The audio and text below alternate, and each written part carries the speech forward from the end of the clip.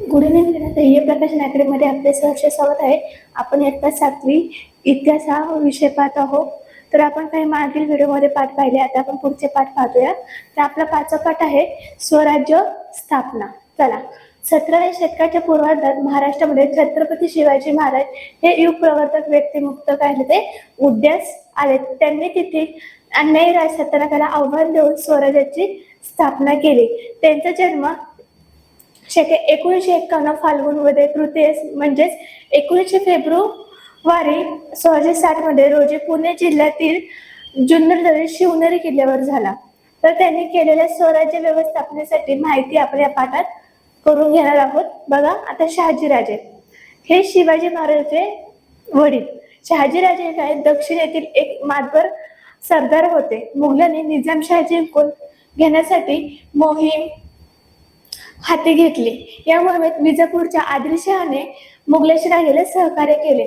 मुघलांचा दक्षिणेस प्रवेश होऊ नये म्हणून शहाजीराजांची भावना होती. म्हणून त्यांनी काय मुघलांना प्रखर विरोध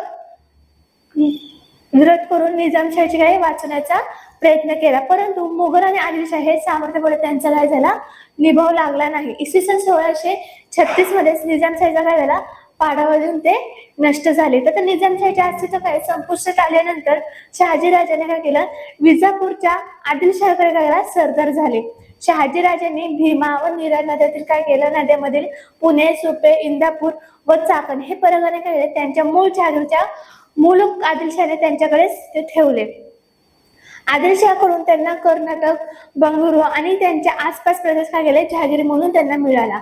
आता तर शहाजीराजे पराक्रमी, धैर्यशील आणि बुद्धिमान आणि तसेच ते श्रेष्ठ राजनीतिज्ञ होते.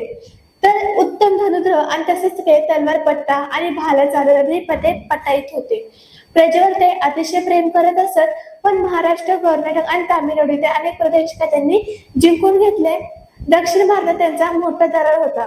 शिवराय आणि जिजाबाई बंगळुरू इथे असताना शिवरायांना काय राजा बनण्यासाठी योग्य ते उत्तम शिक्षणाची व्यवस्था त्यांनी तिथे केली. आता परकीय लोकांची सत्ता उलटून स्वराज्य स्थापन करावे ही त्यांची स्वतःची तीव्र आकांक्षा होती. म्हणूनच स्वराज्य संकल्पक म्हणले जाते. आणि त्यांनी शिवराय आणि जिजाबाईंनी यांनी विश्वास व कर्तव्य काय केलं, सहकार्याची बंगळुरू पुण्याला त्यांनी पाठवले. आता वीरमाता जिजाबाई म्हणजे शिवाजीराजांचे आई. आता जिजाबाई बुलढाणा जिल्ह्याचे काय सिंदखेडच्या येथील मातबर सरदार आहे. त्यांनी लखुजीराव जाधव यांची त्या कन्या होत्या. त्यांचा लहानपणी एकदम विद्यार्थी लष्करी आणि शैक्षणिक त्यांनी मिळाले होते. शिवाजीराजे महाराजांचे काय स्वराज्य स्थापन करण्याचे स्वप्न त्यांनी साकार व्हावे म्हणून त्यांना प्रोत्साहन देऊन सहाय्य ते करत.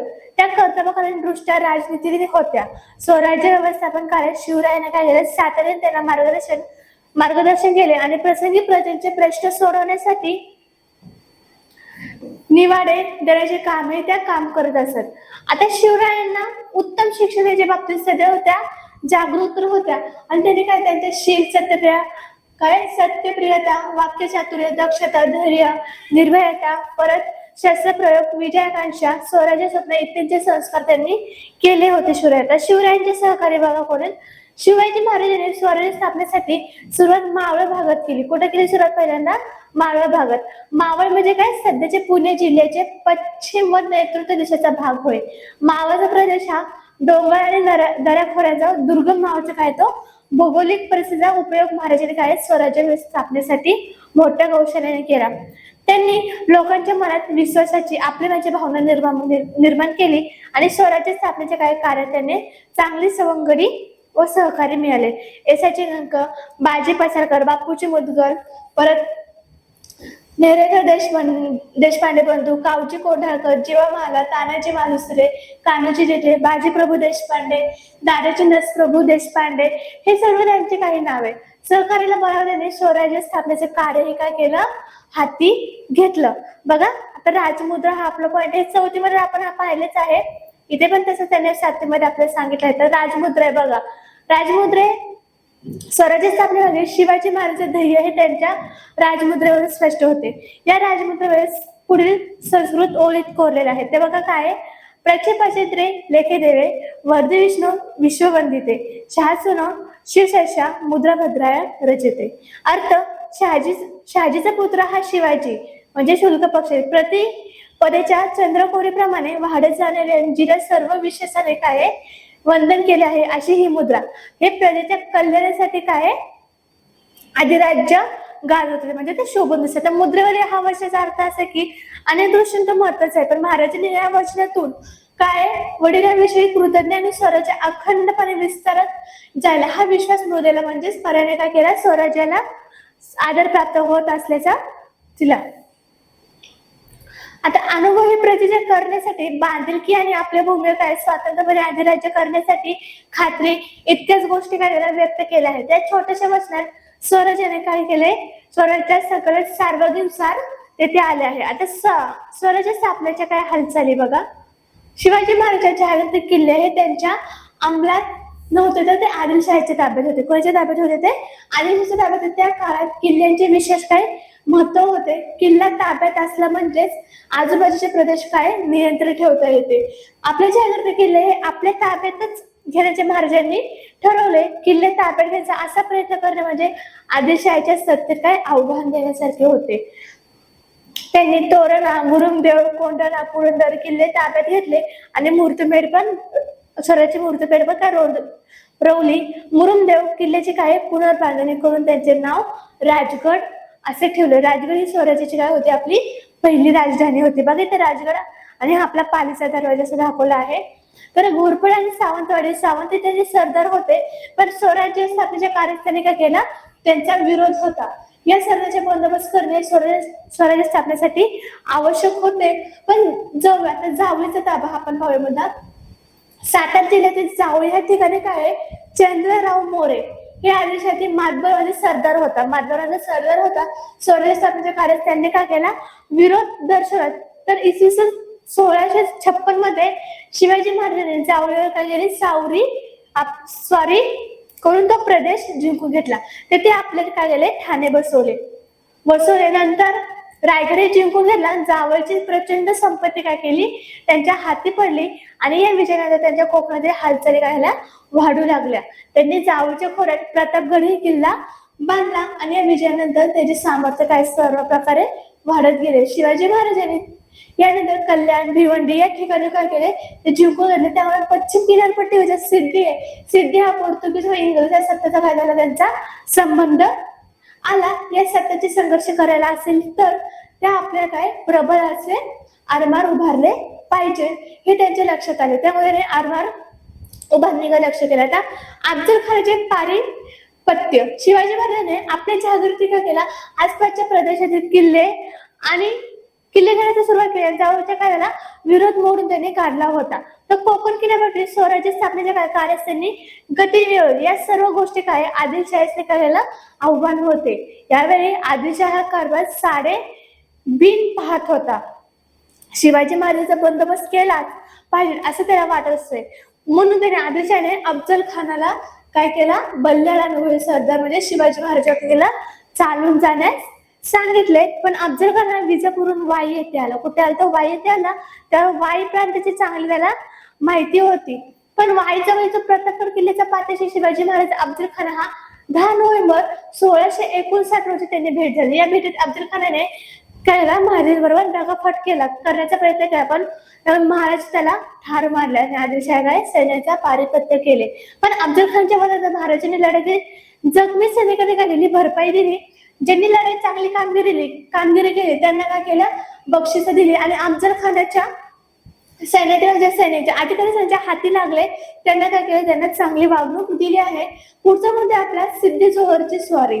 आता अफजल खानच्या पारिपत्यानंतर महाराजांनी आदिलशाही वसंतगड पहानाळ खेळणा किल्ले जिंकून घेतले. तर खेळणा किल्ल्यास त्यांनी विशाळगड असे नाव दिले. महाराजांनी बंदोबस्त करण्यासाठी आदिलशाही इसवी सन 1660 मध्ये सिद्धी जोहर या करोड प्रांताच्या सरदारास काय महाराजांवर चालून जाण्यास सांगितले. पण त्या सलातर खान हा किताब दिला आणि सिद्धी जोहरचं काय म्हणतात रुस्तुम ई जमान ही बाजे घोरपडे म्हणजे अफजल खानच्या मुघल फाजल खान हे घेतले. या परिस्थितीत शिवाजी महाराजांनी पन्हाळा किल्ला घेतला आपला आश्रय घेतला. पण सुमारे 5 महिने सिद्धीच्या सैनिकाच्या पन्हास काळातला त्यांचा वेढा होता. वेड्यातून बाहेर पडणे हे महाराजांना कठीण झालं होतं, पण नेताजी पालकरांनी बाहेरून सिद्धीच्या सैनिकाला हल्ला करून वेढा उठवण्याचा प्रयत्न केला, परंतु त्याचे सैन्य थोडे असल्याने त्यांचा प्रयत्न अयशस्वी ठरला आणि सिद्धी वेढा उठवेल अशी चिन्ह दिसत नव्हती. म्हणून महाराजांनी सिद्धीने काय केलं, बोलणी सुरू केली. त्यामुळे सिद्धीने पन्हाळगडात दिलेल्या वेढ्यामध्ये शिथिलता निर्माण आली. या शिथिलतेत महाराजांना असं झालं की या प्रसंगी गडावर शिवा काशिक बहादूर काय त्याचा पुढाकार घेतला. तो दिसायला शिवरायांसारखाच होता. शिवाजी महाराजांनी त्याची वेशभूषा करून त्याला पालखीत बसवले आणि ती पालखी राजदंडीच्या दरवाज्यातून बाहेर पडली. सिद्धीच्या सैन्याने ती पालखी पकडली, पण प्रसंग मागा होता की शिवा काशीत या प्रसंगी स्वराज्यासाठी त्यांनी बलिदान केले आणि दरम्यान शिवाजी महाराज दुसऱ्या अवघड वाटेने काय ते गडाबाहेर पडले. त्यासोबत बाजीप्रभू देशपांडे, बांदल देशमुख यांचे निवडक ते सैनिक होते. आता शिवाजी महाराज पन्हाळगडच्या वेढ्यातून तो बाहेर पडून विशाळगडाकडे निघून गेले, पण ही बातमी सिद्धी समजली. त्यांच्या सैन्यात त्यांना पाठलाग केला. शिवरायाने सिद्धीच्या सैन्यास विशाळगडच्या काय पायथ्याजवळ थांबण्यासाठी जबाबदारी बाजीप्रभू देशपांडे यांच्यावर सोपवली. बाजीप्रभूने गजापूरजवळ घोडखिंडीत का गेले सैन्यास अडवले, पण बाजीप्रभू हे पराक्रमी शर्त होते. परंतु या संघर्षात त्यांचं काय झालं, वीरमरण झालं. म्हणजेच ते वीरमरण झाले. त्यांच्या सैन्यात सिद्धीच्या सैनिकांकडे थोपटून धरल्यामुळे महाराजांना विशाळगडाकडे काय कूच करणं म्हणजे शक्य झालं, पोहोचणं शक्य झाले. आणि विशाळगडाकडे जात असताना पालवाने दळवी शृंगापूरचे सुर्वे आदिलशाहीचा विरोधी कागाला मोडून काढला आणि त्यानंतर शिवाजी महाराज हे विशाळगडावर सुखरूप पोहोचले. तर महाराज पन्हाळगडाचा वेढा अडकले होते. त्याच वेळी दिल्लीच्या कागाला तख्तावर आलेल्या औरंगजेबने बादशाहकडे मुघल शास्त्रीखानाचा या दक्षिणेस काव्याला पाठवले आणि त्याने पुणे प्रांतावर स्वारी केली. त्यावेळी शिवाजी महाराज आदिलशाहीच्या काळात संघर्ष चालू होता. अशा परिस्थितीत दोन शत्रू बरोबर एकाच वेळी लढणे ही गोष्ट बरोबर होणार नाही हे महाराजांच्या लक्षात. त्यामुळे विशाळगडाचे सुखरूप पोहोचल्यानंतर त्यांनी आदिलशाहीसोबत काय केला, तह केला आणि त्या तहानुसार त्यांनी काय केला, पन्हाळ किल्ला हा परत करावा लागला. येथे शिवाजी महाराज स्वराज्य स्थापनेचा एक टप्पा पूर्ण झाला. पुढे पाहूया पाटणचा स्वाध्याय ते तुम्ही पाहायचं आहे. बघा पन्हाळगड दाखवले, इथे 3 दरवाजे पन्हाळगडचे आपल्याला त्यांनी दाखवलेले आहे. पुढचा पाठ आपण पाहूया 6वा मुघलांशी संघर्ष. कोणता पाठ आहे आपला, मुघलांशी संघर्ष. बघा आता शिवाजी महाराज आदिलशाही यशस्वी संघर्ष केला होता, परंतु स्वराज्याचा विस्तार करताना मुघलांशी संघर्ष अटळ आणि स्वराज्याचा विस्तार होऊ लागता स्वराज्यावर काय झालं, मुघलांचे संकट आले होते. महाराजांनी काही संकटावर मात केली, पण मुघलाकडून आपले किल्ले आणि प्रदेश परत मिळवले स्वतःचा अभिषेक करून घेतला. दक्षिणेकडील मोहीम त्यांनी हाती घेतली. सर्व घटना आपण या पाठामध्ये पाहणार आहोत. आता शाहिस्ते खानाची स्वारी. फेब्रुवारी 1607 मध्ये शाहिस्ते खान अहमदनगरवरून निघून पुणे प्रांतात आले. त्यांनी आसपासच्या प्रदेशात लहान काही सैन्याच्या तुकड्या पाठवून स्वराज्य प्रदेशाची जबर हानी केली. चाकण्याच्या किल्ल्याचा वेढा दिला. चाकांच्या किल्ल्यावर किल्लेदार फिरंगोजी नरसाळ याने काय केला, सैन्याचा तीव्र प्रतिकार केला, परंतु शेवटी त्याने चाकांचा किल्ला हा जिंकून घेतला. शिवाजी महाराज बालपण जेथे गेले ते पुण्यातील लाल महालात शास्त्री खान हा तळ ठोकून बसला होता. तिथून आसपासच्या मुलांशी त्याने चालून ठेवलं. 2 वर्ष झाली पण तो पुण्यात काय मुक्काम सोडण्याचा विचार त्याचा नव्हता, पण त्याचा परिणाम प्रजेच्या काय होता, निर्धारावर झाला. मग स्वाभाविक अशा परिस्थितीत महाराजांनी एक धाडसी बेत टाकला. शिवाजी महाराज स्वतः नेतृत्वाखाली लाल महालावर मुक्तपणे छापा घालण्याची काय केली त्यांनी, धाडसी योजना. तर असं 5 एप्रिल 1663 मध्ये महाराजांनी रात्रीच्या वेळी निवडक सैन्यासह त्यांनी काय केला, लाल महालावर छापा घातला. या छाप्यात शास्त्रांची काय झाली, बोटे तुटून निघली आणि त्या महानाने त्याने काय केलं, पुणे सोडले आणि आपला मुक्काम काय केला, औरंगाबादला हलवला. या प्रकारे त्याने औरंगाबादची नाराजी ओढून घेतली. औरंगजेबाने त्यास बंगल्याच्या सुभावर पाठवले आणि शास्त्रीकारावर यशस्वी हल्ल्याचा परिणाम लोकांवरही झाला. शिवाजी महाराजांच्या कर्तृत्वावर प्रजेचा विश्वास अधिकच वृत्तींग झाला. तर सुरतेवर स्वारी. शास्त्रीकाराने 3 वर्षाच्या काळात स्वराज्यामध्ये बराच प्रदेश हा उद्ध्वस्त केला होता, पण त्याची भरपाई करणे आवश्यक होते. त्यासाठी महाराजांनी मुघलांना धडा शिकवायची योजना आखली. ती म्हणजे मुघलांच्या ताब्यातील सुरत हे मोठे व्यापारी केंद्र बंदर होते, तर ते इंग्रज आणि डच हे वाकरी होते. तर त्या बादशाह हा सर्वात जास्त महसूल देत होता, पण त्या आर्थिकदृष्ट्या संपन्न म्हणून ते सत्तर काय झाले, स्वारी त्यांनी केली. तर सुरतेचे सुबेदार इनायत खानाने महाराजा काय केला, स्वारीचा प्रतिकार करू शकले नाही. सामान्य प्रजेस काय त्रास न देता त्यांनी सुरतेमध्ये काय विपुल संपत्ती मिळवली आणि त्याची मोहीम काय यशस्वी झाली. यामुळे औरंगजेब बादशहाच्या प्रतिष्ठेवर काय झाला, एकदम धक्का बसला. पुढचा पॉइंट आहे जयसिंगाची स्वारी. आता शिवाजी महाराजांच्या वाढत्या हालचालीने बंदोबस्त करण्यासाठी औरंगजेबाकडे मिर्झा राजे जयसिंग हे आपल्या अनुभवी आणि मातबर राजपूत सरदार पाठवले. त्या पुण्यामध्ये आले आणि तिथे महाराजांच्या विरोधात सर्व शक्ती त्यांनी संघटित करण्यासाठी आपले प्रयत्न चालू केले. गोव्याच्या वसीचे पोर्तुगीज आणि बेंगॉलचे डच सुरतीचे काय होते, इंग्रज जानजर सिद्धी महाराज विरोधात काय झाले, आरमारी मोहीम त्यांनी काढण्याचे जयसिंगांना त्यांना सुचले. शिवाजी महाराजांनी काय झाले, किल्ले जिंकून घ्यायचा बेतर आकाश होता, पण स्वराज्याच्या विविध भागात मुघल सैन्य काय केल्या, तुकड्या पाडल्या, ते पाठवून दिले आणि त्या सैन्याने काय केलं, स्वराज्याच्या भूप्रदेशासाठी मोठी हानी केली आहे. महाराजांनी त्या मुघलांना काय केला, प्रतिकार करण्याचा काय केला, प्रयत्न केला. पण मिर्झा राजे जयसिंग काय दिलखनाच्या पुरंदर किल्ल्यास त्यांनी बेडा दिला. त्या बेड्याच्या वेळी मुरारबाजी देशपांडेने काय पराक्रमाची काय केली, शर्थ केली, परंतु त्याला वीर मरण आले. पण त्या गांभीर्य असे लक्षात आले की महाराजांनी जयसिंगाशी जी बोलणी करण्याचा निर्णय घेतला ती त्यांची भेट घेणे. जयसिंग महाराजांच्या जून 1665 मध्ये त्यांचा तह झाला की हा असा की पुरंदरचा तह म्हणून हा ओळखला जातो. पण तहानुसार महाराजांनी काय केला, 23 किल्ले हे सभोवताच्या 4 लाख उत्पन्नाचा प्रदेश दिला. आदेशाने विरुद्ध मुघलांना काय केला, मदत करण्याचे आश्वासनही दिले. हा तह औरंगजेबाने मान्यता दिली. आता आग्रा भेट आणि सुटका कशी बघा. पुरंदर तहानंतर जयसिंगने काय केला, आदिलशहा विरुद्ध एक मोहीम हाती घेतली. महाराजांनी जयसिंगवर काय केली, मदत तर केली, पण तथापि त्या मोहीम यशस्वी झाली नाही. त्यावेळी महाराजांनी काही काळ तर दक्षिणेच्या राजकारणापासून दूर ठेवावे असा विचार जयसिंग आणि औरंगजेब बादशहा यांनी केला. या विचाराला अनुसरून जयसिंगाने काय केले, महाराजांना बादशहाच्या भेटीस जावे असा प्रस्ताव त्यांच्या पुढे मांडला, पण सुरक्षेबद्दलची हमी देखील दिली. त्यानुसार शिवाजी महाराज आग्र्याला निघाले. बरोबर राजपुत्र संभाजीराजे आणि तसेच विश्वास जीवाचा जीव वाचणारे निवडक सहकारी त्यांच्या सोबत आले. आग्र्यात पोहोचले, तथापि औरंगजेबाच्या दरबारात तिथे योग्य तो मान त्यांना ठेवला नाही. त्यांना तो संताप झाला, व्यक्त झाला नाही. त्या बादशाने काय ना त्यांना नजरकैदेत ठेवले. त्यानंतर त्याने काय नजरकैदेत ठेवलं, कृतीने काय डगमगून न जाता ते महाराजांनी काय केलं, नजरकैदेतून आपली सुटका करण्याची एक योजना आखली.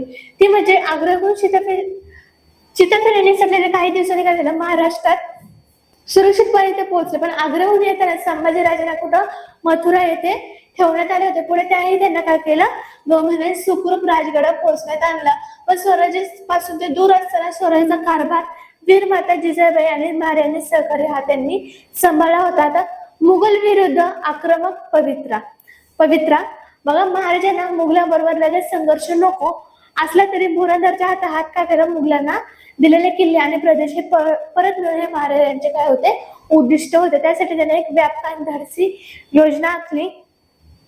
ती एका बाजूने निरा किल्ल्यावर जयंत तयारीने शिकाय सैन्य पाठवून ते किल्ले काय करायचे, घ्यायचे. तर ते दुसऱ्या बाजूला दख्खन मध्ये मुघलाच्या प्रभुत्वाखाली असलेल्या प्रदेशावर हल्ले करून ते अस्थिर ठेवायचे असे धोरण होते. पण यानुसार त्यांनी मुघलाच्या अहमदनगर आणि जुन्नर प्रदेशावर काय केले, हल्ले केले. पण पुढे एका पाठोपाठ सिंहगड, पुरंदर, लोहगड, माहुली, कर्नाळा आणि रोहिडा हे किल्ले काय जिंकून घेतले. यानंतर शिवाजी महाराजांनी दुसऱ्यांदा सुरतेवर स्वारी केली. तेथून परत येताना नाशिक जिल्ह्यातील वाणी, दिंडोरी या ठिकाणी गेले. मुघलांबरोबर मोठा संघर्ष केला. या संघर्षात त्यांनी दाखवून दिले की मुघल सरदाराचा काय झालं, त्यांनी पराभव करून त्यानंतर मोरपंत पिंगळे हे नाशिक जवळ काय होते, त्र्यंबकगड त्यांनी काय घेतला, जिंकून घेतला. पुढे पाहूया. आता अशा रीतीने महाराज मुघलांविरुद्ध चढाईच्या धोरणास यश मिळाले. पण या लढाईच्या मोहिमामध्ये तानाजी मालुसरे, मोरपंत पिंगळे, प्रतापराव गुजर यांची काय झाली, मोलाची कामगिरी त्यांना दिसून आली. पण या मोहिमेचे वर्णन कृष्णाची अनंत सभासद या प्रकारे केले पुढील प्रमाणे केले आहे. 4 महिन्यात म्हणजे 27 गड घेतले आणि ती मोठी ख्याती केली. त्यांच्या हस्ते राजगडावर आपला राज्याभिषेक करून घेतला आणि त्या राज्याभिषेकावर महाराज आता स्वराज्याचे काय झाले, छत्रपती झाले. तर सार्वभौमत्वाचे प्रतीक म्हणून त्यांनी राज्याभिषेक शक ही नवीन कालगणना केली सुरू केली आणि हे आता शक करते झाले आणि राज्याभिषेक प्रसंगी त्यांनी केलेला सोन्याचा खोल आणि तांब्याची काय दिली, शिवराई ही खास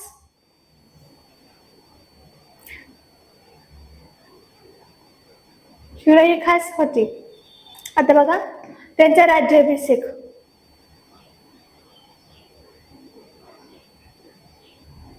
बघा सतत 30 वर्षाच्या अविश्रांत परिश्रमामुळे मराठ्याचे स्वराज्य साकार झाले होते, पण तथापि स्वराज्य अस्तित्व हे स्वातंत्र्य सार्वभौम आहे हे स्पष्ट करण्यासाठी स्वराज्यात अधिकृतता आणि सर्वसामान्य मान्यता काही प्राप्त होणे आवश्यक आहे हे महाराजांच्या लक्षात आले. पण यासाठी विधिवत राज्याभिषेक आवश्यकता होती, म्हणून त्यांनी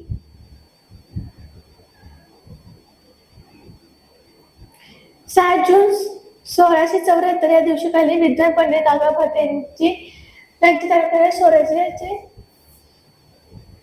त्यांच्या हस्ते रायगडाला आपला अभिषेक करून घेतला आणि राज्याभिषेकाद्वारे महाराज स्वराज्य कार्य छत्रपती झाले आणि सार्वभौमत्वाचे प्रतीक म्हणून त्यांनी काय केले, स्वराज्याचे शक आणि नवीन कालगणना त्यांनी सुरू केली. असे शाककर्ते झाले आणि राज्याभिषेक प्रसंगी त्यांनी ओन तांब्याच्या शिवरायांनी ही खास नाणीही पाडली. त्या नाणीवर काय होतं, श्री राजा शिव छत्रपती अशी अक्षरखाली कोरण्यात आली. तेथून पुढे राजपत्रावर क्षत्रिय कुलावंत श्री राजा शिव छत्रपती असा उल्लेख होऊ लागला.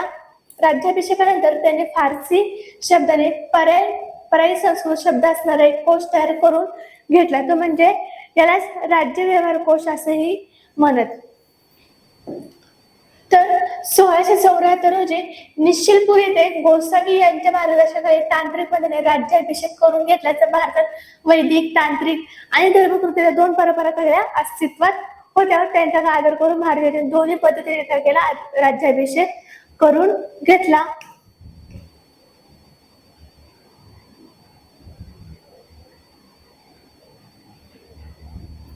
तर मध्य भारताच्या इतिहासातील काय, शिवाजी महाराज राज्याभिषेक हा क्रांतिकारी घटना होय. ही घटना सांगताना सभासद म्हणतो, मल्हार पातशाह एवढा छत्रपती ज्याला ही गोष्ट काही सामान्य झाली नाही. यानंतर महाराजांनी अल्पकालीन 24 सप्टेंबर 1674 रोजी काय निश्चिलपूर गोसावी यांच्या काय मार्गदर्शनाखाली तांत्रिक पद्धतीने काय केलं, राज्याभिषेक दोन्ही पद्धतीने त्यांनी करून घेतला आणि वैदिक तांत्रिक 2 परंपरा करायला अस्तित्वात होत्या. तर त्यांच्या काय आदर करून महाराज त्या दोन्ही पद्धतीने काय केला, राज्याभिषेक करून घेतला. तर दक्षिणेकडची मोहीम राज्याभिषेकानंतर सुमारे 3 वर्षांनी गेला ऑक्टोबर 1677 मध्ये महाराजांनी दक्षिणेची काय केली, मोहीम हाती घेतली. गोलकोंडात त्यांनी कुतुबशाही भेट घेतली, त्यांच्याबरोबर मैत्रीचा तह केला. पण पुढे महाराजांनी कर्नाटक, बंगळूर, होसकोटे तसेच सध्याचे तामिळनाडूचे जिंची, वलारे इत्यादी किल्ले आणि आदिलशाही इतर काही प्रदेश त्यांनी जिंकून घेतला.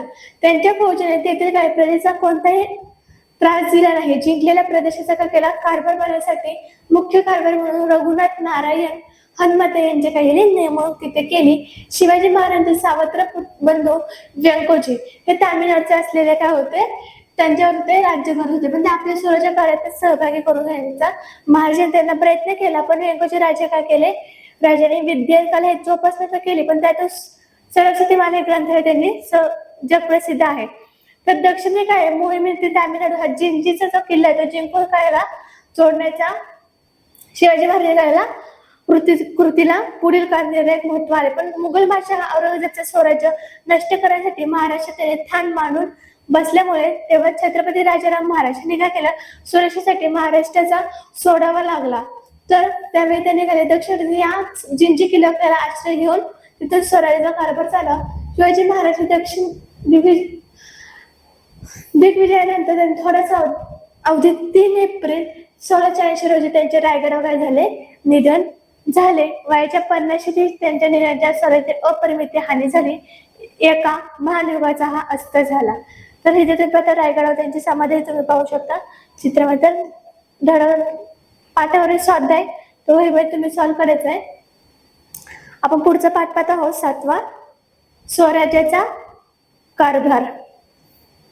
शिवाजी महाराजांनी स्वराज्याची स्थापना तर केली, स्वतंत्र राज्याभिषेकही करून घेतला, राज्याभिषेक मध्ये त्यांनी दक्षिण दिवगीचेही घेतला, पण स्वराज्याचा विस्तार झाला. स्वराज्य काय झालं, नाशिक, पुणे, सातारा, सांगली, कोल्हापूर, सिंधुदुर्ग आणि रत्नागिरी, रायगड, ठाणे ह्या काय बऱ्याच आहे ना प्रदेश हा अंतर्भूत होता. तर तसंच कर्नाटक, आंध्र प्रदेश आणि तामिळनाडू हे काही भाग स्वराज्य काय समाविष्ट झाला होता. अशा रीतीने विस्तार केलेला राज्याचा कारभार सुरळीतपणे व्हावा आणि त्यामुळे लोकांचे कल्याण साधले जावे यासाठी महाराजांनी स्वराज्याची घडी बसवली. याविषयीची माहिती आपण या पाठामध्ये घेणार आहोत. आता बघा, अष्टप्रधान मंडळ. महाराजांनी राज्याभिषेकाच्या प्रसंगी अष्टप्रधान मंडळ हे नियुक्त केले. ते राज्यकारभाराच्या सोयीसाठी त्यांची 8 खात्यामध्ये विभागणी केली. किती? 8 खात्यांमध्ये विभागणी केली. प्रत्येक खात्यात एक प्रमुख नेमला. त्या 8 खात्यामध्ये 8 प्रमुख मिळून अष्टप्रधान मंडळ बनले. तर त्याची नेमणूक करणे किंवा त्यांच्या पदावरून दूर करणे हे महाराजांना अधिकार होता. आपल्या खात्याच्या कारभारासाठी हे प्रमुख महाराजांनी करायला जबाबदार होते. शिवाजी महाराजांच्या गुण कर्तृत्व पाहून त्यांनी अष्टप्रधान मंडळाची काय केली, निवड केली. त्यात इनामे, वतने, जहागिरी दिल्या नाही, तर रोख पगार आणि काय दिला मात्र भरपूर दिला. शेतीविषयी धोरण. शेती हा खेळ ते काय मुख्य व्यवसाय आहे. महाराज शेतीवर काय महत्व जाणत होते, त्यामुळे त्यांनी काय शेतकऱ्यांच्या हिताकडे लक्ष दिलं. त्यांनी अण्णाजी दत्तो हे काय करते, यांनी आपल्या कर्तव्य म्हणून अनुभवी अधिकाऱ्याला काय केलं, जमीन मोजण्याची व्यवस्था लावण्याची जबाबदारी सोपवली. पण ठरवून दिलेल्या रकमेपेक्षा अधिक महसूल गोळा करू नये ही अशी ताकीद अधिकाऱ्यांना दिली. पडीक जमिनी लागवडीखाली त्यांनी आणण्यासाठी उत्तेजन दिले. अतिवृष्टी व अवर्षा यामुळे पीक हातचे केले किंवा शत्रू सेनेने गावाचा प्रदेश उद्ध्वस्त केले, तर अशा प्रसंगी गावकऱ्यांना शेतसारा व इतर कर करायला सूट देण्यात यावी हा आदेश दिला. तसेच अशा प्रसंगी शेतकऱ्यांना बैलजोड्या, नांगर, पेरणीसाठी चांगले बी बियाणे पुरवावे अशी योजना अधिकाऱ्यांनी त्यांनी आणण्यात दिली. बघा, अष्टप्रधान मंडळ शिवरायांचे त्यांनी आपल्याला दाखवले. प्रधानांची 8 नावं, त्यांचं पद आणि त्यांचं काम काय ते आपल्या इथे दाखवलं आहे, तुम्ही पाहू शकता. आपण पुढे पाहूया. तत्कालीन खेळाचे अर्थ.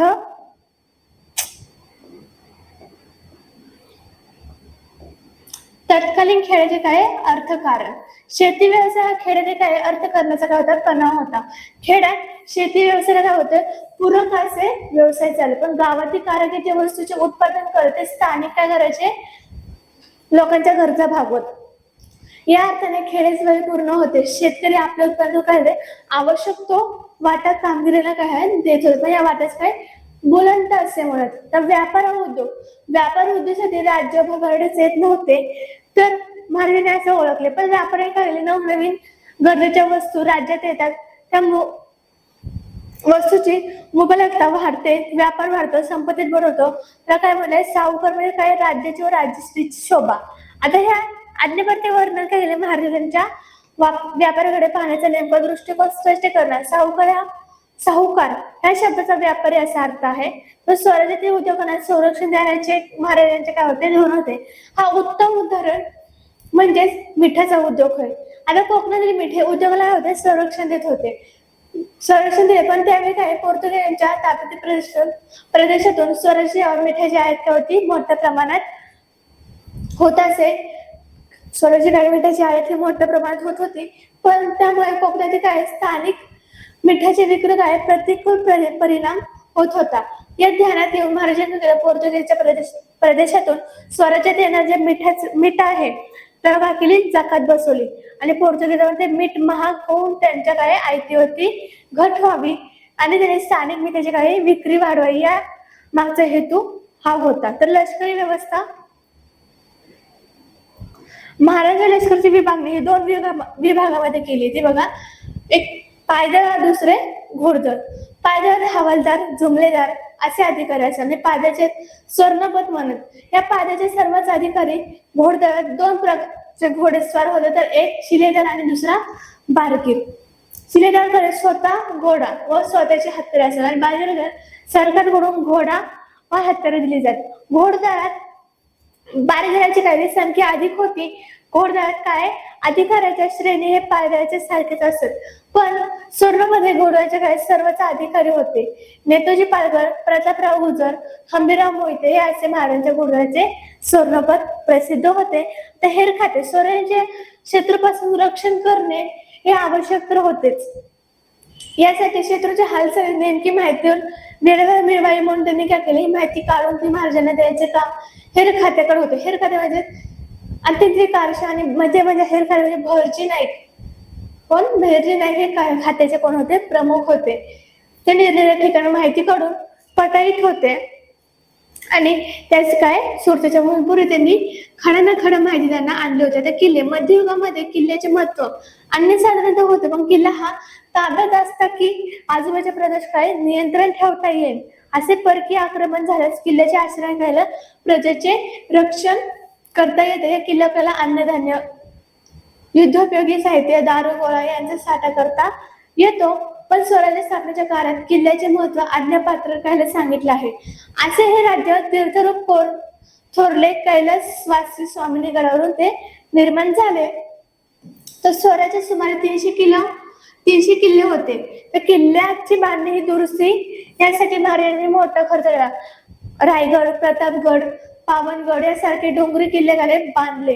किल्ल्यावर किल्लेदार सबनीस, कारखानदेश असे अधिकारी असत. तेथील धान्याची कोठी, युद्ध साहित्य कासाची व्यवस्था पाहण्यासाठी कारखानदेश आणि अधिकारी तिथे असत. सागरी किल्ले, महाराजांनी सागरी किल्ल्याचेही महत्व आपल्याला ओळखले.